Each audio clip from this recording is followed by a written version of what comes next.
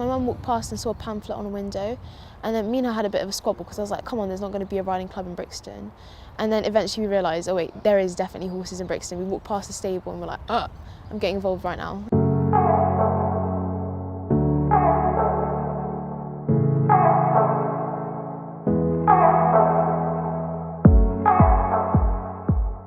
I'm from Peckham, so southeast London.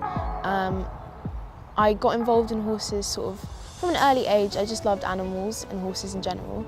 My background, my parents, they both immigrated to London 27 years ago. My dad works as a handyman and my mum stays at home. She's a stay-at-home mum. I have a brother and a sister. I have two brothers and one sister. I rode out in the country, like my parents would drive me, it would be like an hour, but it would be like once a month. It wouldn't be often at all, and I didn't know much about horses apart from getting on them, walking and trotting around, sometimes occasionally a little bit of a canter, and I'm like, ooh. Actually, to be fair, I didn't canter until I got involved with Ebony, and then I started properly getting involved with horses at Ebony at age 12-ish. It took a while to actually become a member because there's quite a long waiting list at that time, but when I did, it was like, it sort of just accelerated my riding, and I actually developed as a rider, and now I know how to ride properly. I've been doing competitions, trips, got to know people. Yeah, it's been great. It's definitely weird when you take photos and you see all the, council flats in the background and the train lines. It's quite busy. Like, it's difficult sometimes with riding because there's also horses get quite sensitive about sounds and noises, and there's always like sirens of police cars going by, and I reckon the horses get used to it, but sometimes new horses come in and out, and yeah, it's sometimes a bit difficult, but it's quite cool. I think it's a USP to the riding club. I used to watch my brother because he was into racing beforehand, a year before me, and I didn't really necessarily think that I'd ever get involved. But then the opportunity to race came along, and I was like, you know what, let's try it. A year and a half ago on the opening show, we played out a feature about the Ebony Horse Club from ITV Regional News, and on the back of it, it really touched all of us who were in the studio and hopefully a lot of people watching. And Mick Fitzgerald and I said, once the show finished, like, we've got to go and see what they're all about, and it's such a great club that we turned up, and then they very kindly asked me to be a patron. I've been down there a number of times now. I've seen firsthand the brilliant work they do for the local community and wider than that. And where it is, it's in the middle of like 4 tower blocks in inner city Brixton. So you're driving around, you'd never know it sort of existed, and then you get there and it's very small, but it's hugely important. It's an important story to tell, I think, because it shows through Khadijah's attitude and ambition that anything is possible. And Khadijah, she's 18, she's just done her A-levels, she was doing Ramadan, she was flat out basically, and we said, look, there's this challenge or this opportunity, if you like, do you fancy it? She was like, yeah, 100%, and she's literally given it 100% from day one. And seeing her now, from where we were on the start, it's been something that I'm incredibly proud of her for doing it. And she is honestly a superstar. She's class, she's intelligent, she's ambitious, she's determined. She's a very good rider now, and the development in terms of her riding, which is arguably the most important thing, is huge, but she's handled everything so well. Like, I honestly couldn't be prouder of her.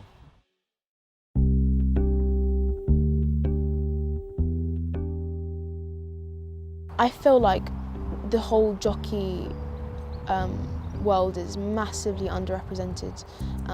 It takes a lot of time and effort, and it's quite like, essentially jockeys are very much athletes in the same respect to other sort of athletes, because the fitness assessment was brutal, and there are quite a few, one of the women I did the fitness assessment with just did not pass. Like, it's quite cutthroat and it is difficult, and I feel like I've spoken to my friends like, oh, you just sit on the horse and like look pretty and stuff. I'm like, that's absolutely not the case. Do not get me mad. Like, it is really difficult. I have to say, the fitness side there's a lot, and it's just not really covered at all. Racehorses, I found out the difficult way, are completely different to normal school horses. I'm not going to sugarcoat it, it was terrifying because I didn't understand them, and obviously not understanding something brings a certain element of panic and fear because they just weren't responding to what I thought they would respond to. And obviously with time I understood racehorses a bit more, and now I get on now and know what I'm doing, and I'm not panicking because I'm like, you know what, if this happens, you know, I know what to do. The first horse I sat on was called High Horse Silver with Chris Wall, and it didn't quite go to plan. Went up sort of like, in my mind, 1,000,000 miles per hour, and overtook a couple of people, and yeah, it wasn't too great. But now that I've got more experience, I've got more control, and I'm not too.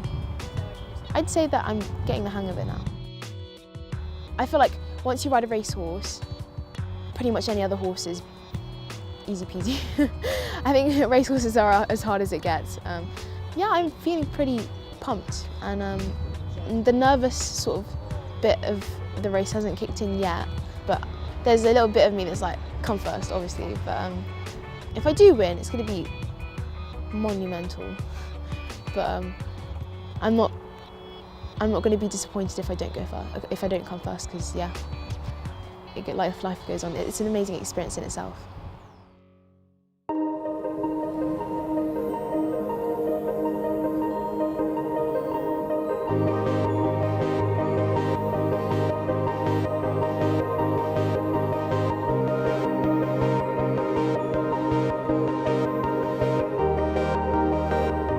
And as you can see, they are much more exotic than the colours that the jockeys would normally wear in a race here at Goodwood. 12 runners then, and they're coming out onto the course for this year's running of the Magnolia Cup.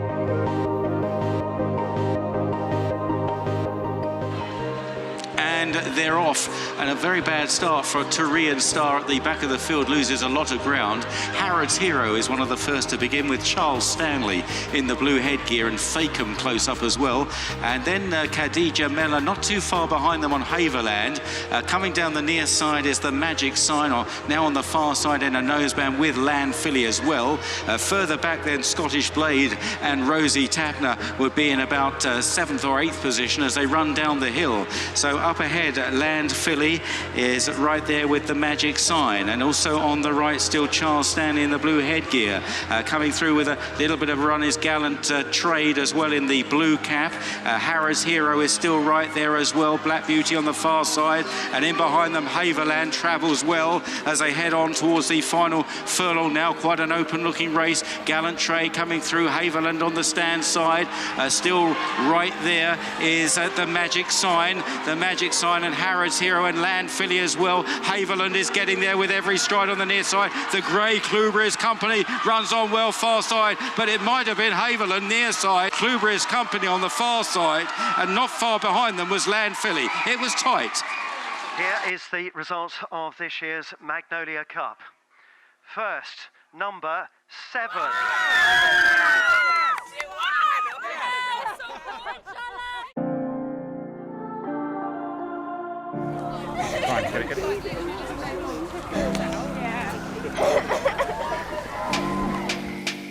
I mean, if you look around now and you hear the cheer that she got and you see how much interest is on her, even before the race, whatever happened, whether she won, lost, whatever, and there's not really losers in the Magnolia Cup, but whatever happened today, she had won already by walking out and standing alongside some inspirational women.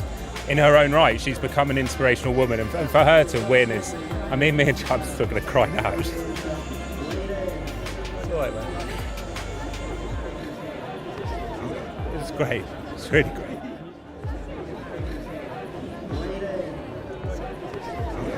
Yeah, it's really, I mean, yeah, it was amazing. It was, I was watching it and I actually thought, have we jocked Frankie Dettori up for this ride? She sat in behind and then weaved through and just gave him a little push. And because the winning line in the Magnolia Cup is different to the normal winning line, I was looking at the normal winning line going, oh no, there's a bit of time and all that.